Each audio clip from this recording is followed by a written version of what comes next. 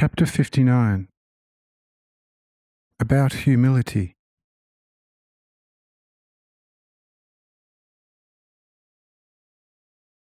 When Asmahael had ended his speech, Adam, deeply moved, rose again and said, "Enoch, behold, now it is your turn again." After all this, it is only appropriate to hear words from on high, then to be able to act in accordance with the Lord's will, for behold, I have done my part already according to what my love thought right. But our love is not always pure, and, therefore, not always certain, and thus the results of its actions not holy. So it is now important that you, dear Enoch, let all of us hear the living voice out of you. Therefore, speak and show us the proper paths of your ward. Amen. When Adam had spoken thus, they all rose and bowed to Adam, and thanked him for having ordered this. Especially Seth rejoiced, for he was Enoch's greatest adherent and referrer of his word. And so he could not restrain himself, but called to Enoch, before he had begun to speak, a few encouraging words, namely, "O dear Enoch, what my heart has already for quite some time been mightily longing for, the good and just order has now effected through my father and your father. Oh, I shall be so very happy to hear the holy will in this matter. For it is true, we may often do something we think is good, but whether it is really good and right, because we think so, is quite a different question. It is this you are to show us, and so begin to speak out of the life out of God within you. Amen."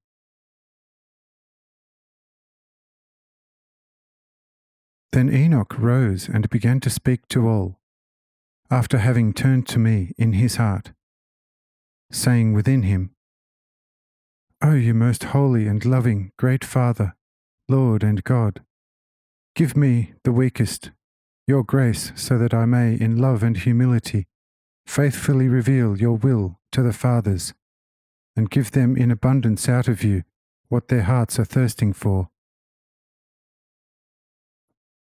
O most holy Father, only your holiest will be done forever. Amen." And behold, thereupon I awakened Enoch fully, and he began to speak.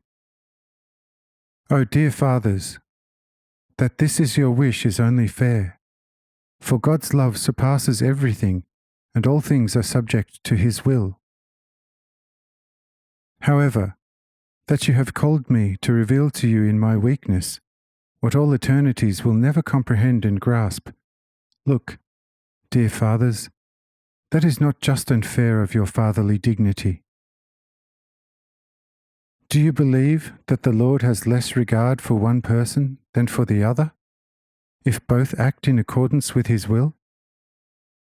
O fathers, there you are very wrong, for this is not so.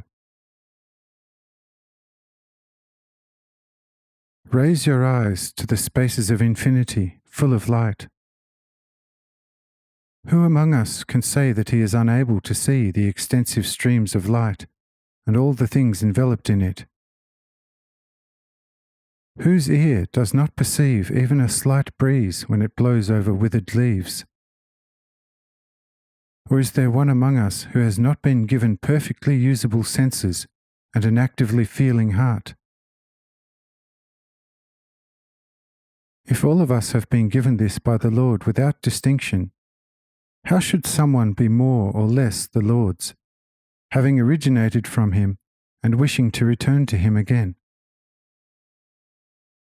O fathers, look, which child, when it came to you to ask for advice, would you not listen to and provide with what is of benefit to him? Since you, as fallen men, are already merciful even towards strangers, how much more will the very best and most holy Father do what is good for you and with pleasure give to everyone what is useful to him. Therefore, do not think that I am a chosen organ for the living voice of God. Oh no, that I am not, but you are. Just turn to him, and you will surely be shown the will of the Lord. Amen.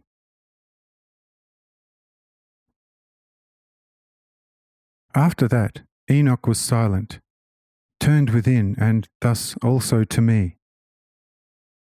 And beginning with Adam, down to Jared and Asmahel, no one knew what to make of these brief words of Enoch. So they asked each other, "What does this mean? What did Enoch want to tell us?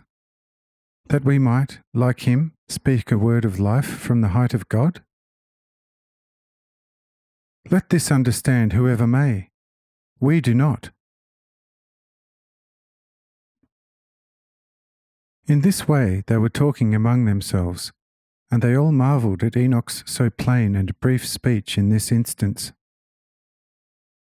Even Seth was amazed that Enoch had this time made short work of all of them. "For what is the use," said Seth, "if we are left to our own devices, since we know without Enoch what we are capable of doing, how far the Lord in his love is accessible to us, and how much we have ever perceived of his voice? For this is part of love as wisdom is part of grace. But how can a person love the Lord and speak out of him before he has, of necessity, received the love and the word from the Lord? Who among us can pride himself on this except Enoch? As if I did not know what I could do. Of course, we all possess the grace to be children of God, and without doubt among all created beings, the distinguished ability to be true humans, as which we all have the same senses and use them in one and the same way. But let everyone ask himself whether, notwithstanding all we have in common, the same things give pleasure to everyone and in the same way. This only proves that not all are given the same amount of grace, let alone the same amount of love. This becomes all the more obvious when one knows from long experience in what an erratic way love sets about every object it has seized, and what detachment and self-sacrifice is needed to become strong in one's love. Thereby, I do not and cannot say that we are unable to become ever stronger in our love for the Lord. But one thing is certain, namely, that only grace is given us instead of love, and only through grace the ability to earn and then absorb love. But we never receive it just because we desire it, even if we longed for it ever so much. In short, if it pleases the Lord to endow someone with an abundance of love, as he did for Enoch, this is a matter of the Lord's mercy, and he does not need anyone's counsel if he wishes to do so. But listen, all of you. This is certainly not the rule, and we may wish whatever we will. The Lord is still the sole Lord, and does and acts according to his inscrutable wisdom as he pleases. And we are but witnesses of his acts before us and for us. And you, my dear Enoch, do grasp these words of mine, and then speak. For your great modesty is well known to me, and your humility has made you so dear to me. In future, you need not be so very modest, and show us your great humility when it concerns a service you owe to God and your fathers. For, that you possess all these qualities we have known for a long time, and the Lord knows it endlessly better than we do. That is why he gave you the love as a permanent gift, and you need not give us any more proof, For we appointed you a teacher and speaker of God only because of these virtues of yours. So you may speak before us without fear, as you have already often done. Except if what you earlier said was spoken at the Lord's bidding, you probably could not speak differently, and did right to speak thus. However, when I think of what you said, encouraging us to listen ourselves to the voice of life out of God, behold, could not God have done what you did, and show our hearts what to do, as you did?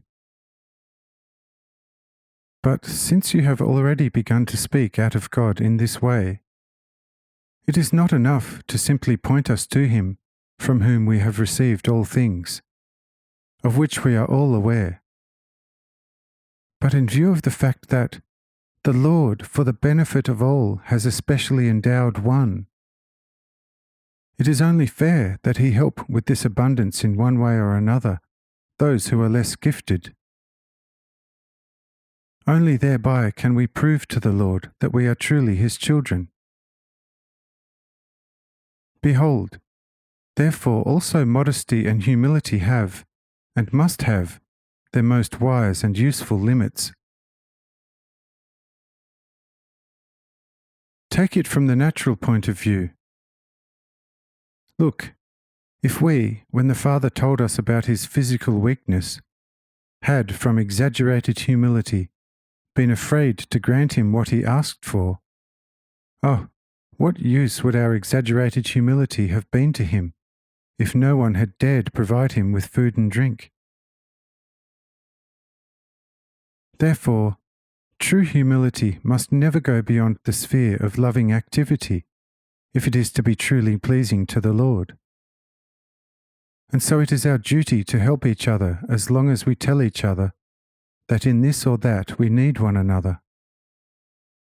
And as far as the reference to the Lord is concerned, it is only fair that the stronger admonishes the weaker one, and this until the other one says, "Look, now the Lord has awakened me too." Behold, Enoch, as yet none of us can say this, for we are all of us nothing in the sight of God. So let go of your needless humility, and in the fullness of your love think of that which we all still need at this stage to enable us to appear loving and just before God.